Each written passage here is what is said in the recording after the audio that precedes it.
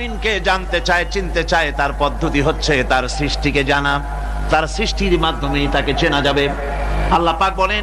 আল্লাযীনা ইয়াযকুরুনাল্লাহা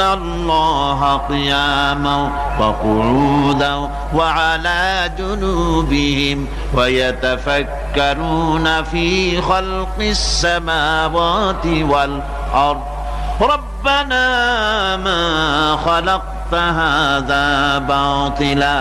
سبحانك فقنا عذاب النار الذين يذكرون الله قياما وقعودا وعلى جنوبهم যারা দাঁড়িয়ে বসে শুয়ে এক কথায় সর্বাবস্থায় যারা আল্লাহ পাককে স্মরণ করে, তারা আকাশ এবং জমিন সৃষ্টির ব্যাপারে চিন্তা ভাবনা করে, রাত এবং দিনের পরিবর্তনের চিন্তা করে, তার সৃষ্টি নৈপুণ্যতা নিয়ে যারা গবেষণা করে,